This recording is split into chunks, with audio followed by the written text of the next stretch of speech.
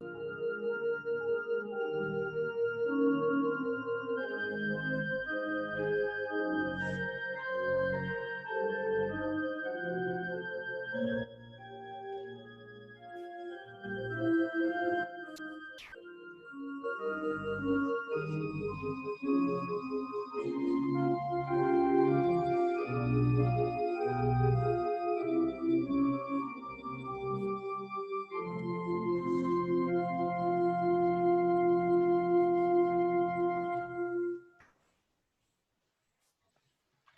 morning, everyone.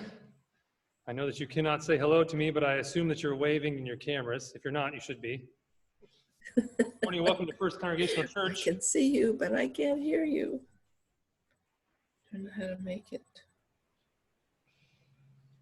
We are people along the way learning lots of new things, growing and acting in faith.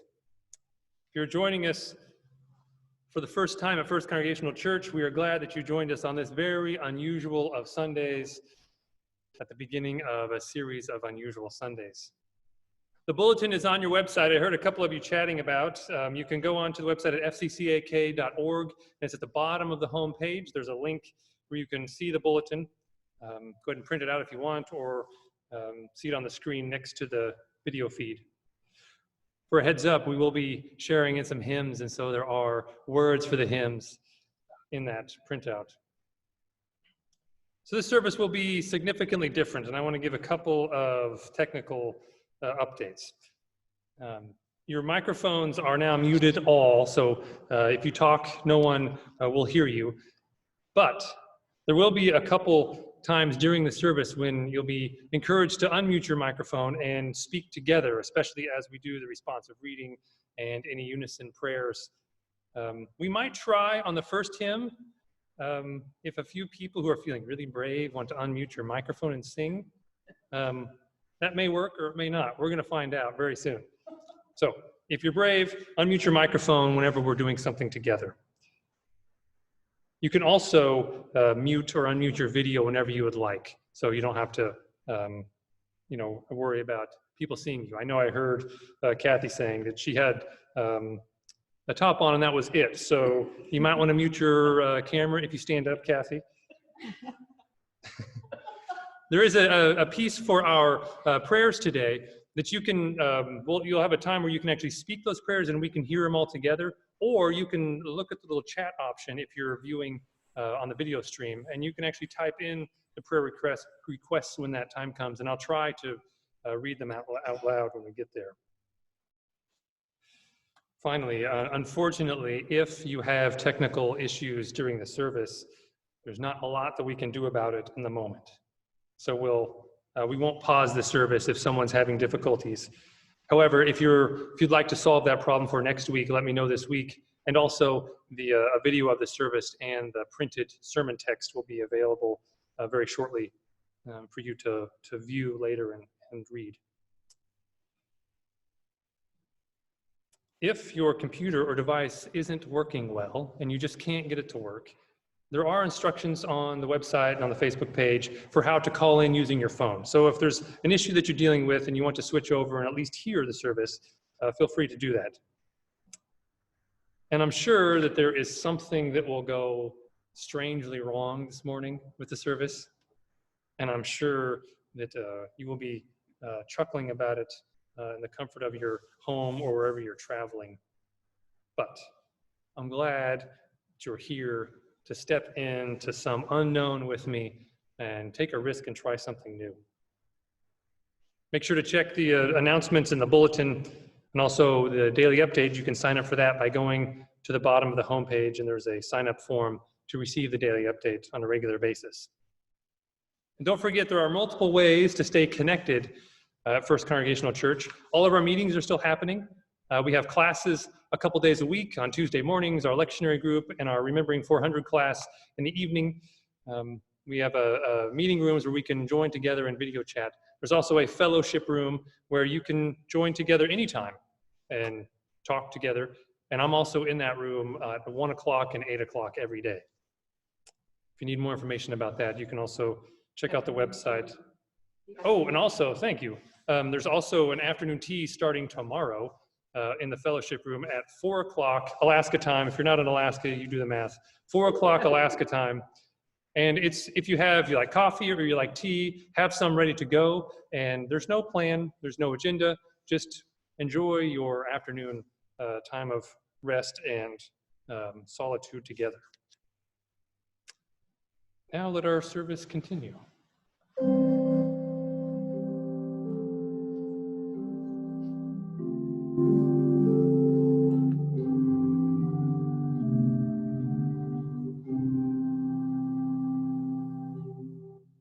I am the light of the world, says the Lord. Those who follow me will have the light of life. Please join me as we sing our first hymn as we gather together.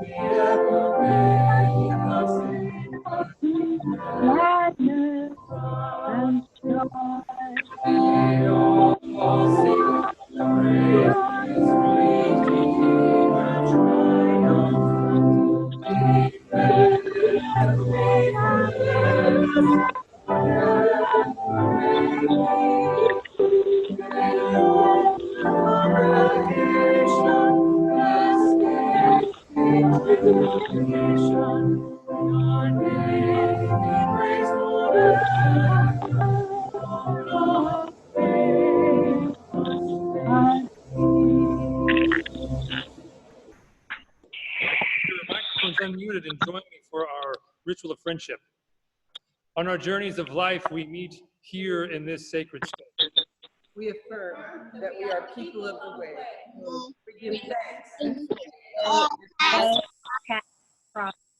Let us greet each other as we journey together towards fullness of life.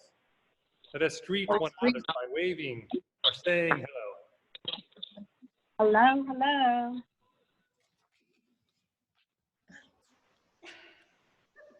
Hi, Lynn. Hi, Sue. I don't know if you guys can hear me. Hello, Vivian. I can see everybody on the computer, but I can't, I don't have any sound, so I'm having to listening to Jacob by the phone. Mm-hmm. All right, if you would, let's join together in our responsive reading. It's adapted from Psalm 23. God, you are my shepherd, I shall not want. You lead me Lead to me to rest in the sweet grasses, to lie down by the quiet waters. You restore my soul. You lead me in right paths that unwind the pattern of your name. Even though I walk through the valley of shadow of death, I will not fear, for you are with me, comforting me with the rod and staff, showing each step. You prepare a table before me in the midst of my adversity. You anoint my head with oil. Surely my cup is overflowing. Goodness, kindness, and mercy will follow me all the days of my life, and in the days beyond, I will always live within your house. Our first reading is from 1 Samuel chapter 16. The Lord said to Samuel, How long will you grieve over Saul? I have rejected him from being king over Israel.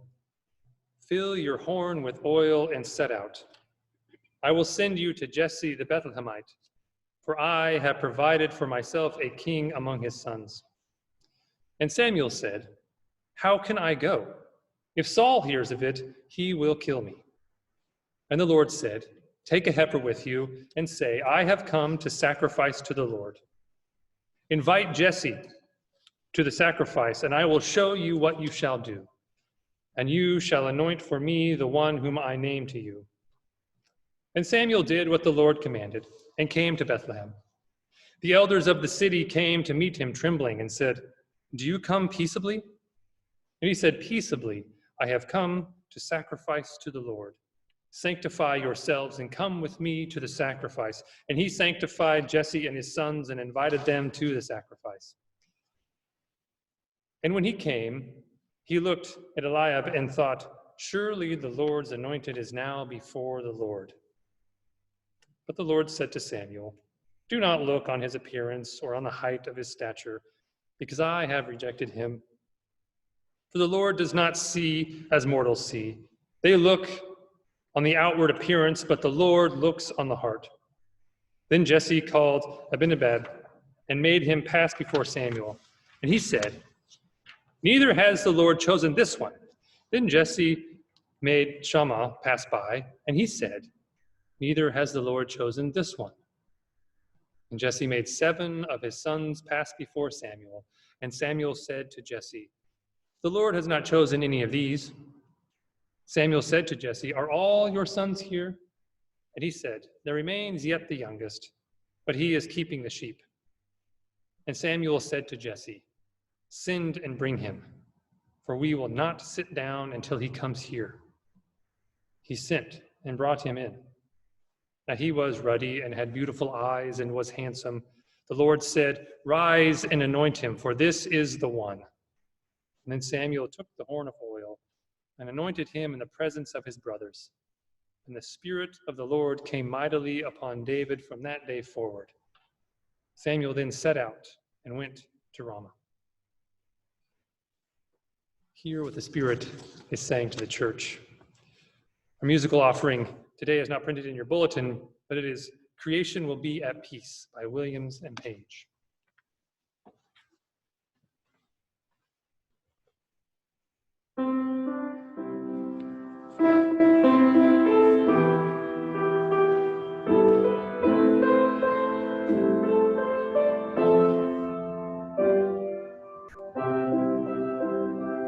In the holy mountain of the Lord, all war and strife will cease. In the holy mountain of the Lord, creation will be at peace.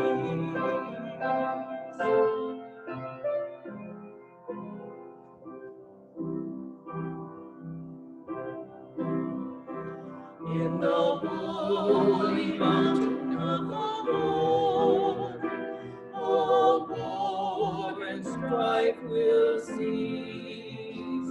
In the holy mountain of the Lord, creation will be at peace. The wolf will lie down with the lamb. The cow and bear will feed, their young will play together. A little child will lead, a little child will lead.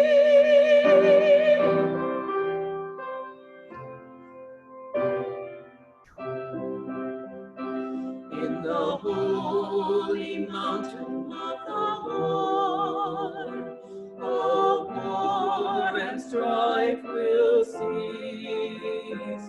In the holy mountain of the Lord, creation will be at peace. The shepherd and goat will graze. A lion will feed on straw.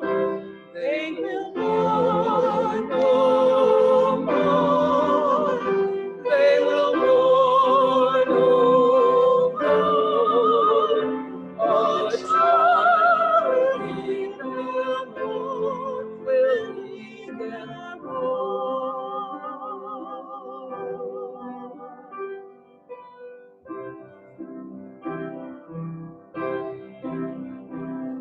The holy mountain of the Lord, all war and strife will cease.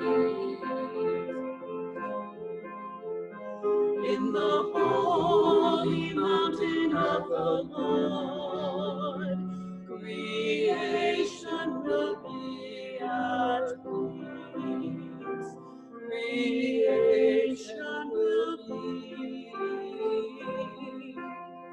at peace.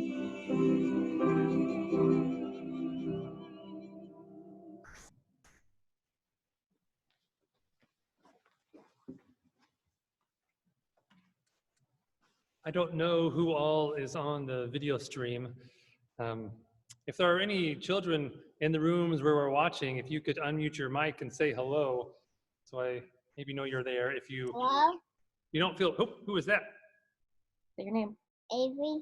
Hello, Avery. Hello. Hello, Reagan. Thank you. Oh, yes.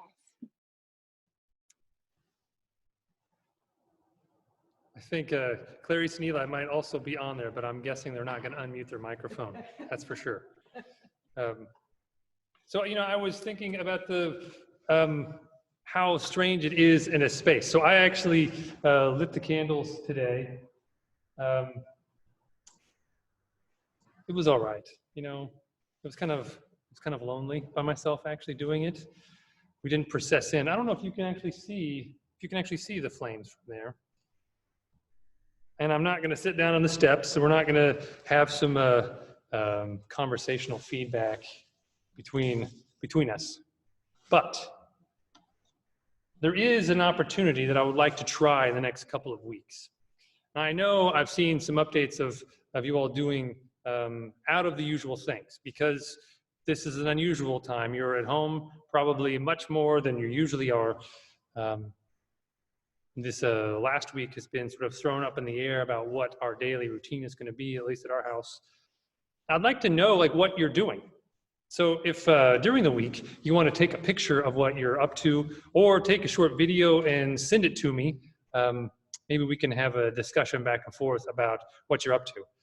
And I would remind you that I'm in the fellowship room at 1 o'clock and 8 o'clock. And if you want to share maybe some artwork that you're working on, or a story about an encounter with a moose while you're walking on a trail outside, I would love to hear it.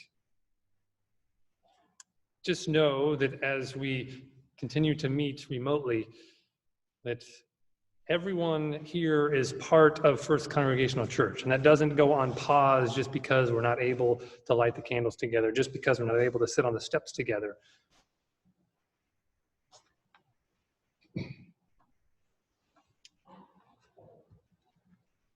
It's important that we find ways to stay connected.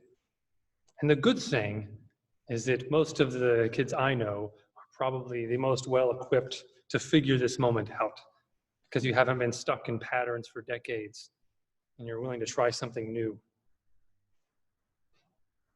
I also want to know, especially if Stryker is out there right now, how are you annoying your siblings? That's my main question, because I know you are, and I know you're enjoying it. So if you could let me know at some point. I will share a blessing for you as you begin this next week and many weeks before school restarts, if it restarts this year. God, may your children, whatever our age, find new ways to be human. May we discover in one another sides and people that we maybe didn't have time to recognize before. May we spend a few more moments in silence, maybe asking big questions like, why are we here? What is our calling on earth?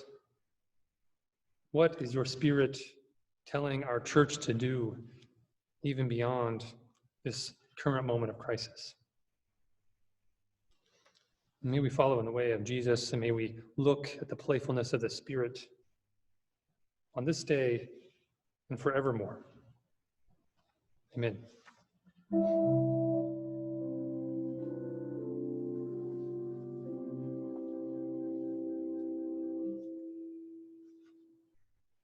For our invitation to giving today, it will be also different.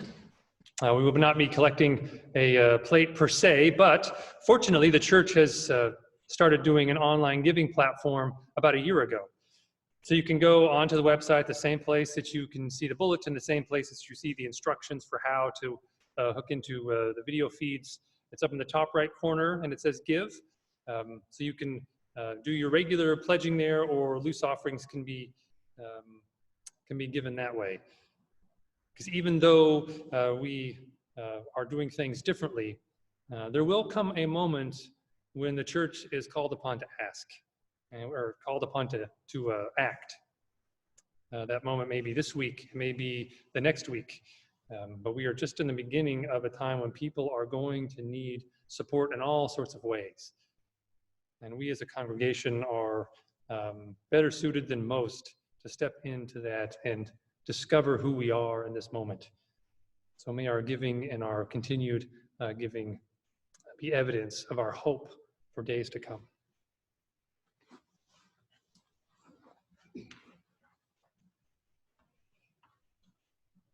Now you can unmute your microphones again, and I'm going to ask a question. How did the first hymn go with the microphones off?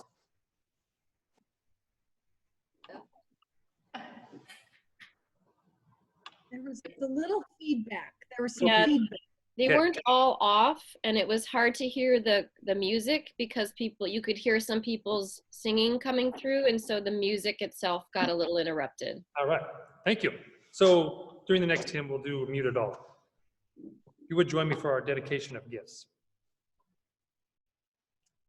Faithful God, God, let these let gifts these be gifts like like food food and drink in in the the wilderness wilderness for for those those who have suffered. and longed for your presence. Present. May these offerings strengthen Strengthen those Those those who who are are resisting resisting temptation. temptation. and lead us to Lead it. us to attend to all who need your healing touch. This we pray in the name of In the name Jesus. of Jesus, our example and Example and Savior. Savior. Amen. Amen.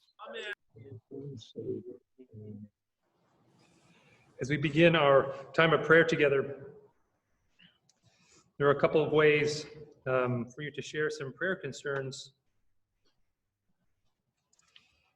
You can speak them here in just a minute so we can unmute your mic when you want to speak and then mute it again. And we'll also have the opportunity, if you're on the video feed, that you can type it into the chat, and I will try to read them as I receive them here in just a minute.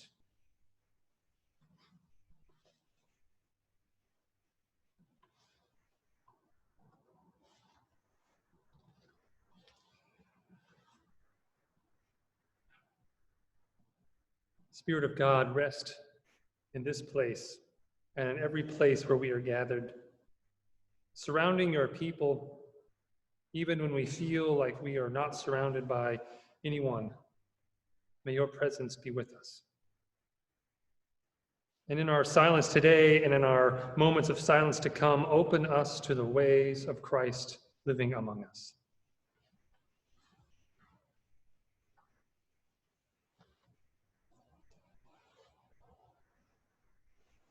For Karen Wasco, the mother of Paul Wasco.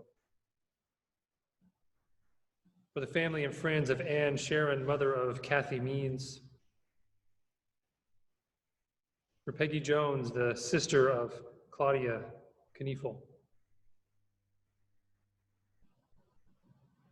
Aaron writes that please pray for the people of Italy as they go through this difficult time. Kathy reaffirm that please pray for her family after the death of her mother on February 28th. And they will have a postponed service at a later date when it is safer.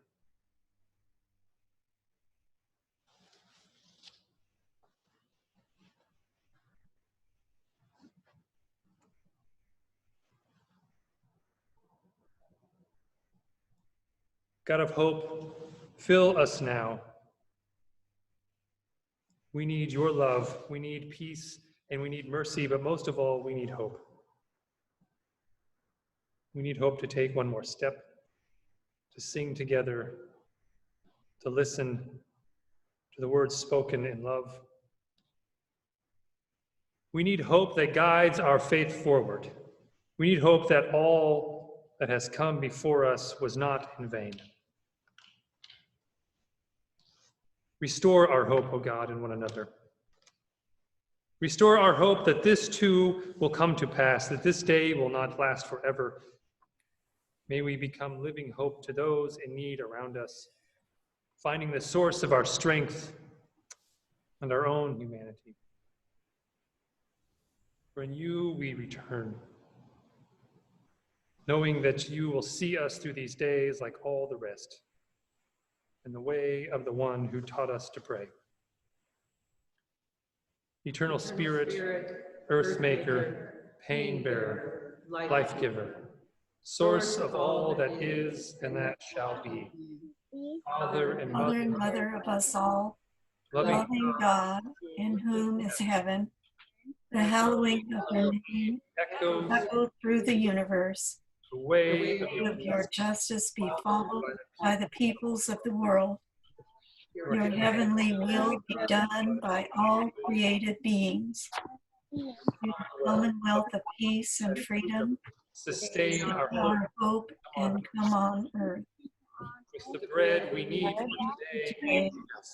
Feed us. The hurts we absorb from one another, forgive us. Forgive us in times of Temptation, temptation and test. Strengthen us from trials great to to endure. Spare us Spare us from from the grip of all that is evil. free Free us for your reign in the glory of the power that is love, now and forever. Amen. We will have our microphones muted as we sing our second hymn, but please feel free to sing along in your home. Your neighbors surely won't mind. Our second hymn is "O God, our help in ages past."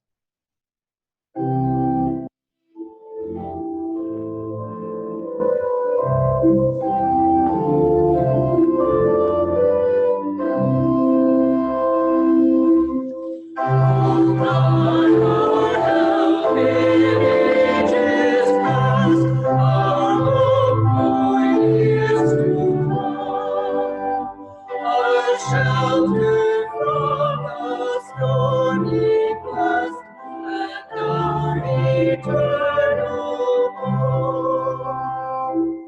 Under the shadow of thy throne, still may we dwell secure. Sufficient is thine arm alone, and our defense is sure. Before the hills in order stand, the earth receive his praise.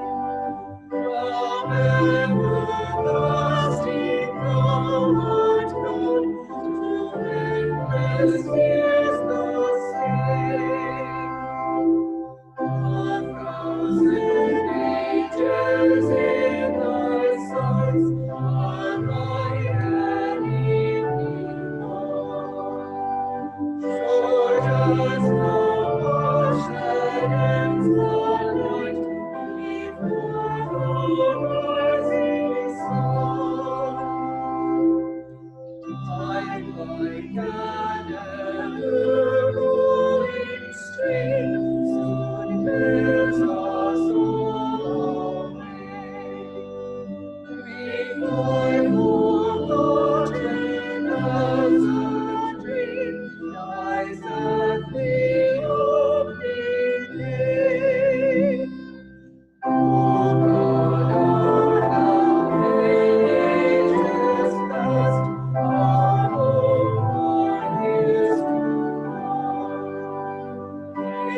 Lord, show us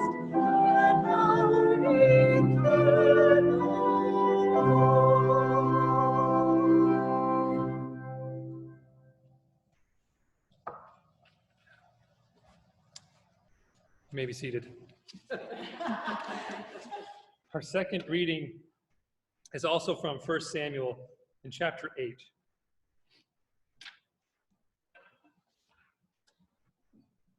Actually, before I do that, there were a couple other prayer concerns that came in after I began.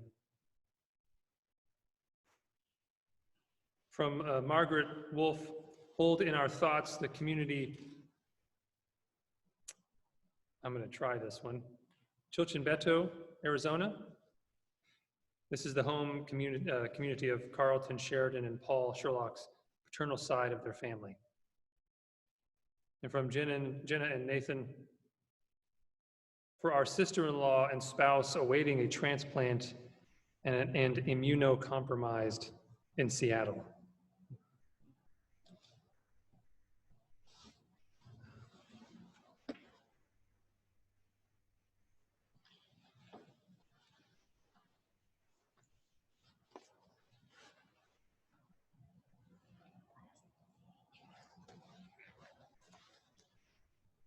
Oh, sure. Some off-camera communication here. Our second reading is from 1 Samuel chapter 8. Then all the elders of Israel gathered together and came to Samuel at Ramah and said to him, "You are old and your sons do not follow in your ways. Appoint for us, then, a king to govern us, like other nations." But the thing displeased Samuel when they said, "Give us a king to govern us." Samuel prayed to the Lord, and the Lord said to Samuel, "Listen to the voice of the people and all that they say to you, for they have not rejected you, but they have rejected me from being king over them, just as they have done to me from the day I brought them out of Egypt to this day, forsaking me and serving other gods. So also they are doing to you. Now then, listen to their voice. Only you shall solemnly warn them and show them the way of the king who shall reign over them." So Samuel reported all the words of the Lord to the people who were asking him for a king. And he said, "These will be the ways of the king who will reign over you. He will take your sons and appoint them to his chariots and to be his horsemen and to run before his chariots. And he will appoint for himself commanders of thousands, of commanders of 50s, and some to plow his ground and to reap his harvest, and to make his implements of war and the equipment of his chariots. He will take your daughters to be perfumers and cooks and bakers. He will take the best of your fields and vineyards and olive orchards and give them to his courtiers. He will take 1/10 of your grain and of your vineyards and give it to his officers and his courtiers. He will take your male and female slaves and the best of your cattle and donkeys and put them to his work. He will take 1/10 of your flocks, and you shall be his slaves. And in that day you will cry out because of your king, whom you have chosen for yourselves. But the Lord will not answer you in that day."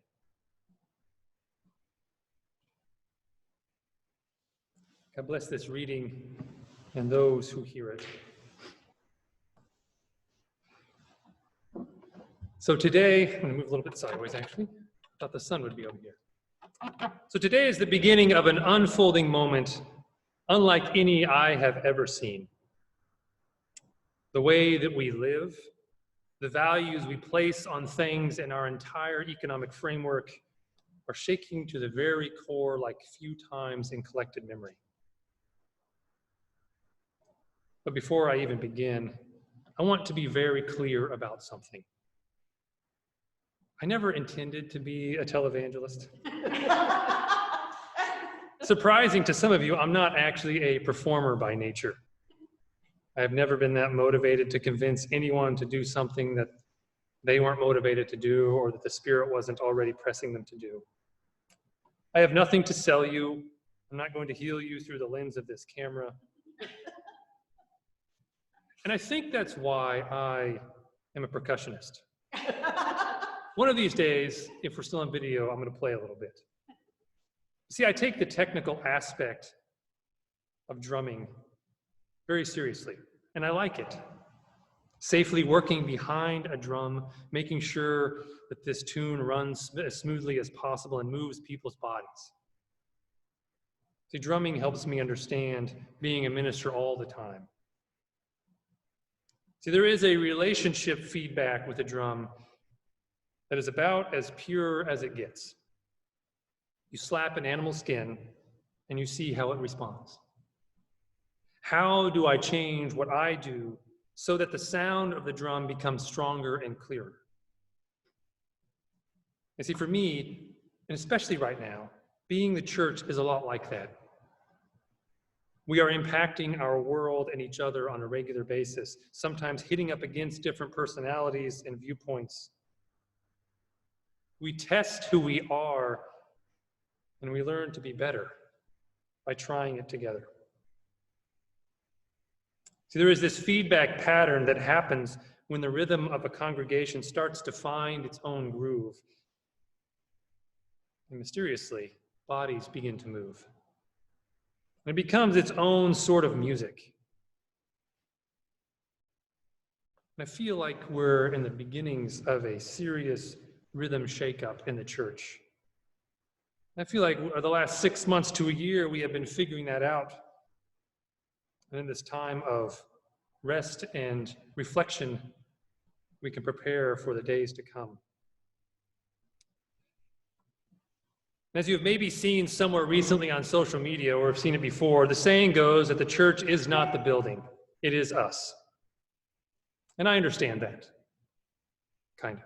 The church is us, but there is no getting around the fact that we are looking at screens and listening over phones instead of looking at each other in person, in the eye, and sharing physical contact. The feedback loop has been disrupted, and there is no ignoring that reality. See, there are some of us who will not see a person or touch another human being for weeks. There are others who are worried for their own health or the health of their family. There are others who are continuing to work and are at risk. And I really miss you all here. I mean, I miss the choir behind me, whispering snarky comments way too loudly.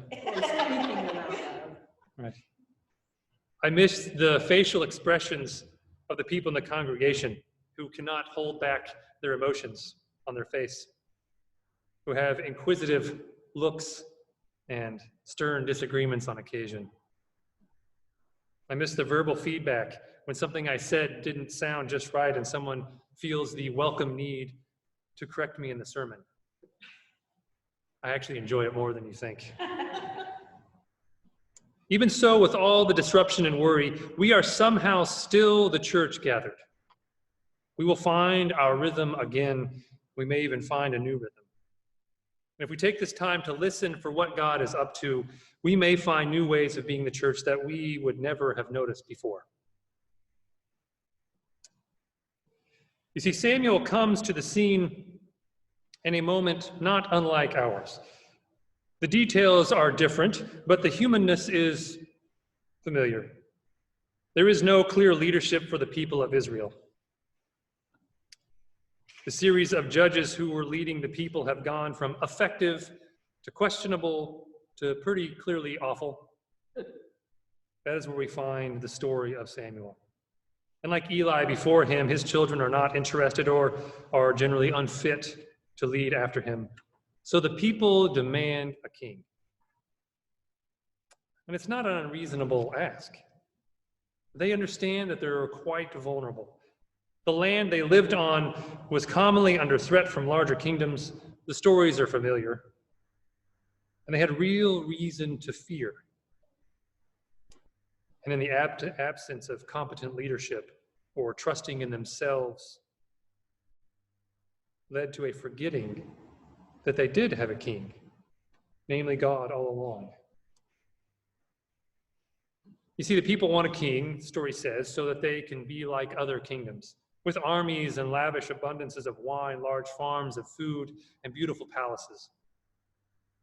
But they didn't understand, or they forgot, that it will be their own children fighting in those armies for the king and serving in palaces far dislocated from their communities. It will be them and their families working in fields of food when they do not have enough to eat, caring for vineyards when their own gardens rest unattended. And in the days to come, other more powerful empires will still take their children and exploit their labor just the same for lavish abundance produced for kings and rulers far away. See, in a period of communal crisis, the people knew what they feared.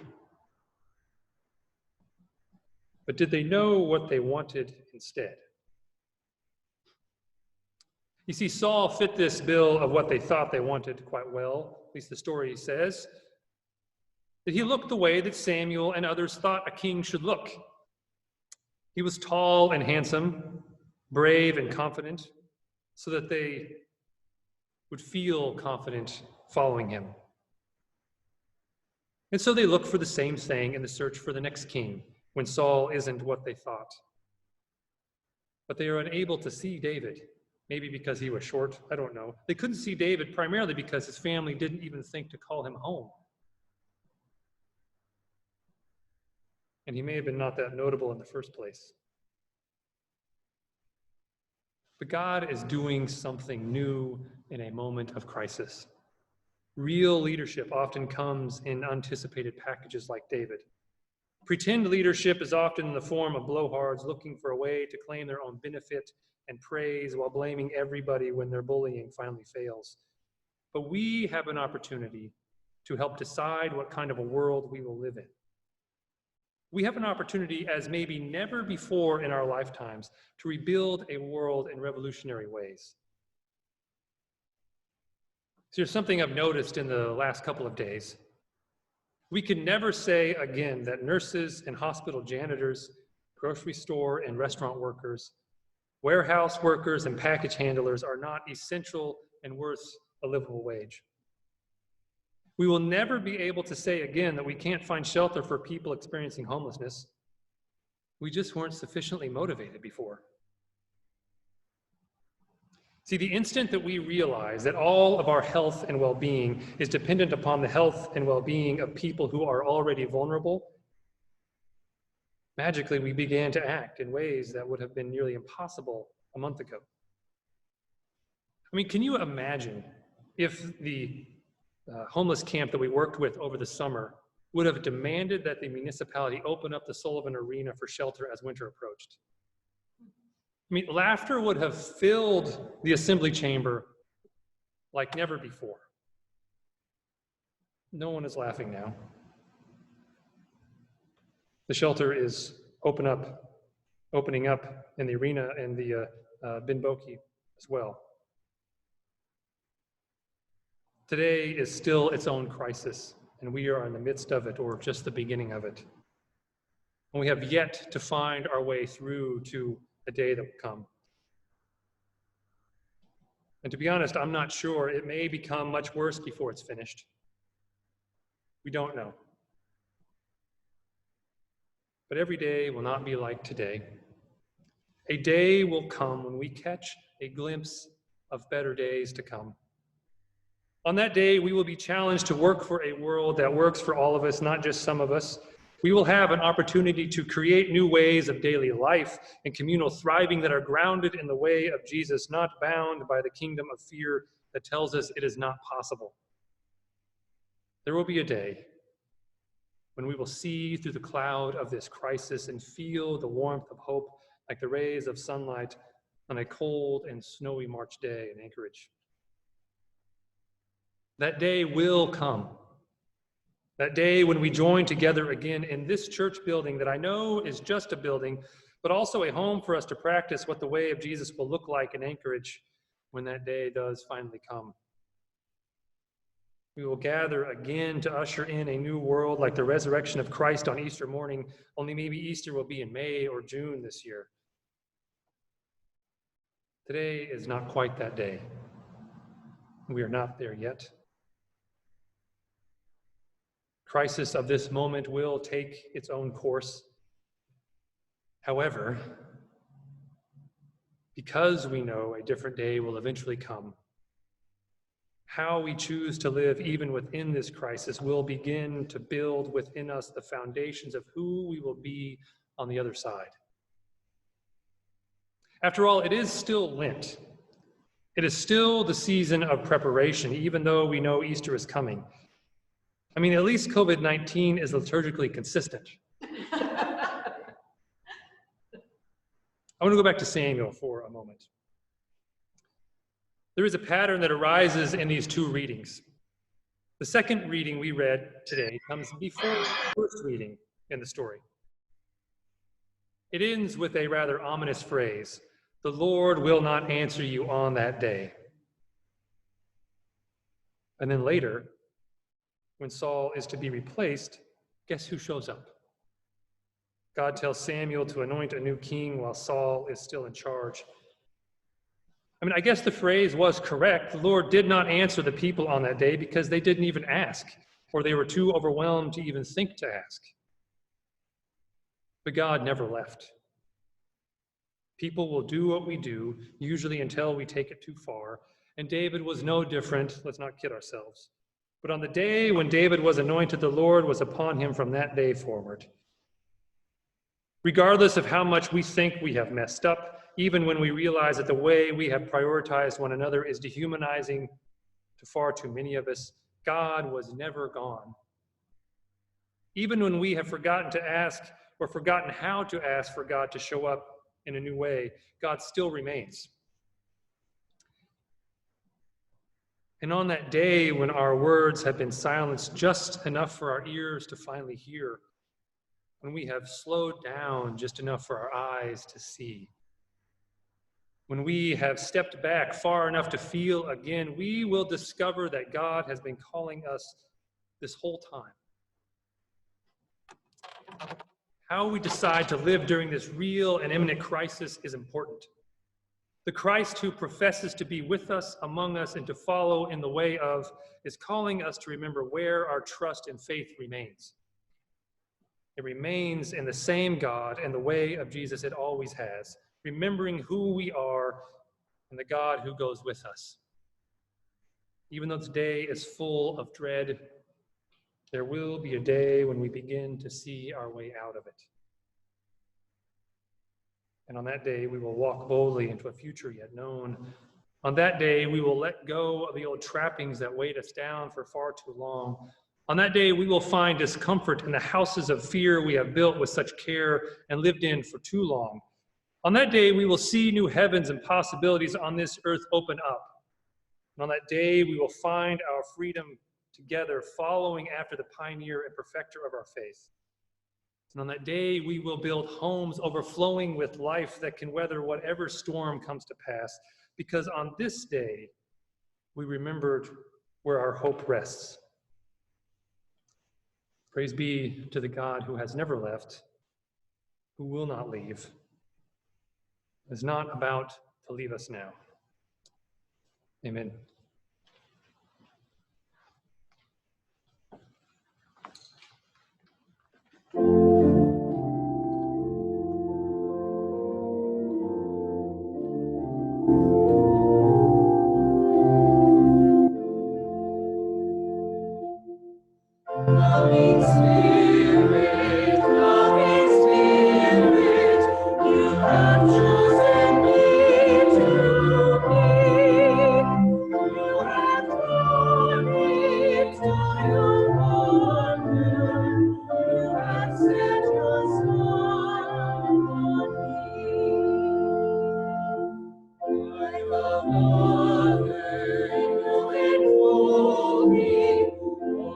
Life within your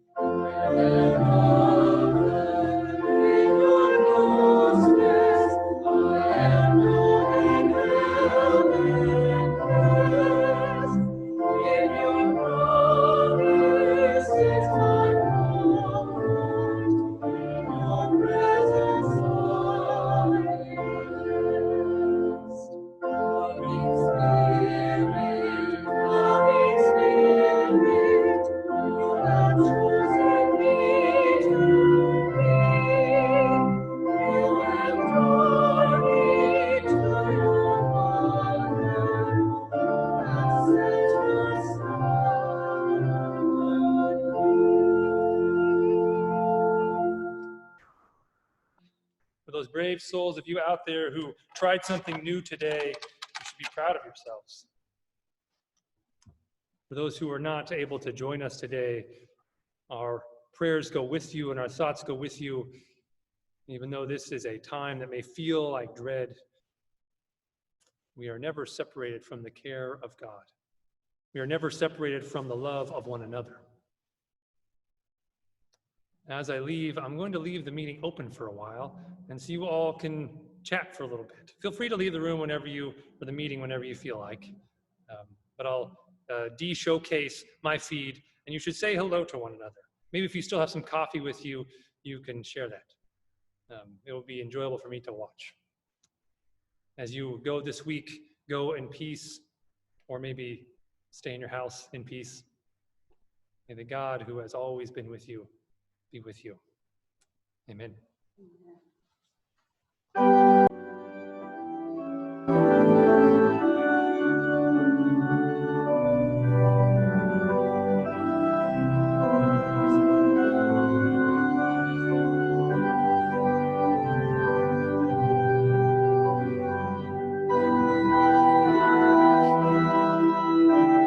As you know, it was just wonderful.